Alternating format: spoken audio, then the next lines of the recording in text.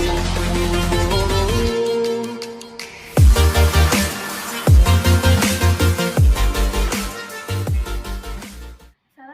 warahmatullahi wabarakatuh. Kami dari kelompok 7 akan mempresentasikan materi mengenai perekonomian terbuka dan neraca pembayaran. Kelompok ini beranggotakan saya sendiri Suci Nugrahayani, Lerisa Arpiana Wijaya, Windy Andianur, dan Gina Novia. Baiklah, pertama-tama saya akan membahas mengenai pengertian perekonomian terbuka. Pengertian perekonomian terbuka adalah sebuah perekonomian yang berinteraksi secara bebas dengan perekonomian seluruh dunia. Perekonomian terbuka ini menggambarkan kondisi antara negara yang melakukan hubungan baik secara ekonomi, bisa melalui perdagangan internasional berupa ekspor serta impor, dan di dalam bidang diagram Kurkunal Flow terdapat pasar yang mempengaruhi kegiatan ekonomi. Pasar tersebut dapat berupa pasar barang, pasar tenaga kerja, pasar uang dan lembaga keuangan, serta pasar luar negeri. Arus lingkar perekonomian terbuka, yaitu rumah tangga berhubungan dengan pemerintah dengan membayar pajak. Baru rumah tangga dengan luar negeri atau negara lain dengan remintasi ke LN. Rumah tangga dengan pemerintah dengan mencapai capital flow atau capital inflow atau pengeluaran asumsi. Perusahaan dengan rumah tangga dengan membayar hutang tabungan atau dengan hutang. Perusahaan dengan pemerintah dengan membayar pajak. Perusahaan dengan luar negeri yaitu dengan membayar impor. Pemerintah dengan rumah tangga yaitu dengan membayar upah atau transfer. Pemerintah dengan perusahaan yaitu dengan belanja pemerintah. Negara lain dengan rumah tangga yaitu melalui remitasi dari LN. Ke luar negeri dengan perusahaan yaitu dengan membayar ekspor. Komponen pengeluaran agregat dalam perekonomian terbuka adalah dengan rumus AE sama dengan CDN ditambah I ditambah G ditambah X ditambah M. AG adalah pengeluaran agregat, CDN adalah barang buatan dalam negeri, I adalah investasi, G adalah pengeluaran pemerintah, X adalah ekspor, dan M adalah impor. Berikutnya ada faktor-faktor yang menentukan ekspor. Yang pertama, terjadi perubahan cita rasa penduduk luar negeri. Yang kedua, merosotnya keupayaan bersaing di pasar luar negeri serta terjadi permasalahan ekonomi yang sedang dialami luar negeri. Dan ada juga faktor-faktor yang menentukan impor, yaitu tingkat pendapatan masyarakat. Kedua, inflasi dan kemampuan menghasilkan barang yang lebih baik mutunya. Faktor perekonomian terbuka. Yang pertama, perbedaan dalam faktor produksi. Kedua, motif keuntungan yang diperoleh dalam perdagangan. Ketiga, perbedaan dalam tingkat kelangkaan. Keempat, perbedaan kooperatif dan harga barang. Kelima, perbedaan dalam kemampuan untuk produksi. Selanjutnya ada dampak positif ekspor impor, yaitu meningkatkan hubungan antar negara, meningkatkan neraca perdagangan, meningkatkan kegiatan ekonomi, serta memenuhi kebutuhan akan barang konsumsi. Dan ada juga dampak negatif ekspor impor. Yang pertama, terjadi tingkat persaingan yang tinggi di dalam perdagangan, baik berupa harga, mutu, dan kualitas barang sangat menentukan. Yang kedua, menimbulkan kelangkaan barang di dalam negeri. Yang ketiga, konsumerisme. Dan keempat, menyebabkan eksploitasi besar-besaran sumber daya alam. Selanjutnya, keseimbangan pendapatan nasional akan dicapai apa keadaan di mana? 1. Penawaran agregat sama dengan pengeluaran agregat. Kedua, dalam perekonomian terbuka, barang dan jasa yang diperjualbelikan di dalam negeri terdiri dari dua golongan barang, yaitu yang diproduksi di dalam negeri dan meliputi pendapatan nasional. Kedua, yang diimpor dari luar negeri. Penyebab terjadinya sistem perekonomian terbuka. Pertama, perbedaan kondisi produk.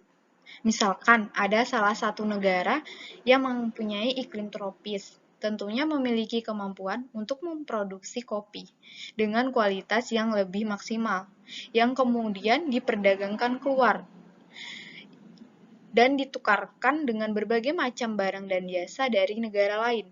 Kedua, menghemat biaya produksi. Sebenarnya alasan ini adalah untuk menekan tingginya biaya produksi dengan cara menghasilkan produk dalam skala yang lebih besar. Yang ketiga, perbedaan tingkat selera. Contohnya ada dua negara yang menghasilkan daging, yang salah satunya adalah produsen daging sapi dan yang salah satunya adalah produsen daging ayam.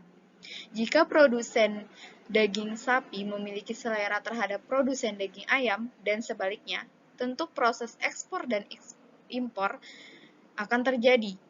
Keempat, adanya prinsip perbandingan keunggulan. Maksud dari prinsip ini adalah suatu negara akan lebih cenderung berspesialisasi untuk menciptakan produk dan mengekspornya keluar. Jika dirasa pembuatan produk di negaranya itu memakan biaya yang relatif rendah daripada dibuat oleh negara lain. Pengertian neraca pembayaran.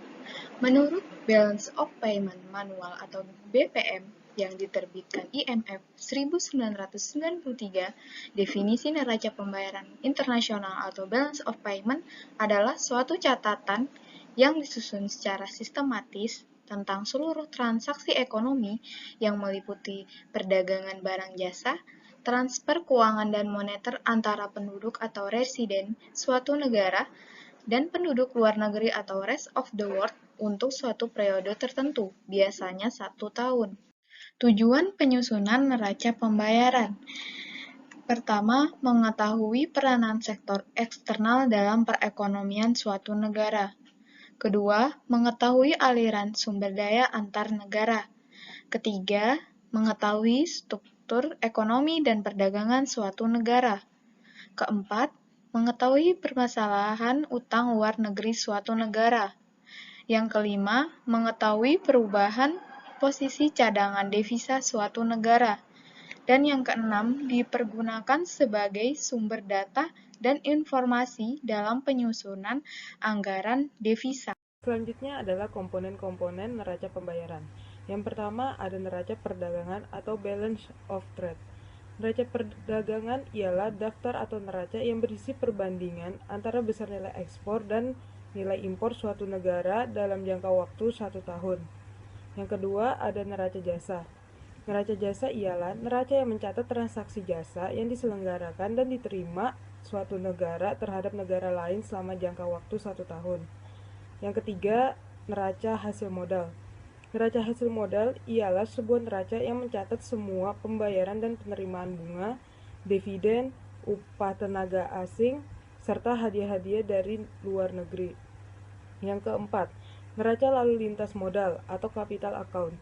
Neraca lalu lintas modal ialah sebuah neraca yang mencatat segala kredit atau pinjaman dari luar negeri dan segala kredit atau pinjaman yang diberikan kepada negara lain. Yang kelima, ada neraca lalu lintas moneter atau monetary account. Neraca lalu lintas moneter ialah sebuah neraca yang mencatat dan memperlihatkan perkembangan atau perubahan cadangan devisa suatu negara. Selanjutnya, macam-macam neraca pembayaran. Yang pertama, neraca pembayaran defisit. Neraca pembayaran defisit yaitu neraca pembayaran yang menunjukkan jumlah transaksi pembayaran luar negeri, transaksi debit, lebih besar dibandingkan transaksi penerimaan dari luar negeri, transaksi kredit. Yang kedua, neraca pembayaran surplus, yaitu neraca pembayaran yang menunjukkan transaksi debit lebih kecil. Yang ketiga, neraca pembayaran seimbang, yaitu neraca pembayaran yang menunjukkan transaksi debit sama dengan transaksi kredit. Selanjutnya, fungsi neraca pembayaran. Yang pertama, sebagai alat pembukuan supaya pemerintah bisa mengambil keputusan yang tepat. Yang kedua, sebagai alat untuk mengukur kondisi ekonomi yang terkait dengan perdagangan internasional dari suatu negara. Yang ketiga, untuk mendapatkan informasi rinci terkait dengan perdagangan luar negeri. Yang keempat, untuk membandingkan pos-pos dalam neraca pembayaran negara tersebut dengan negara tertentu. Yang kelima, untuk alat kebijakan moneter yang akan dilaksanakan oleh suatu negara.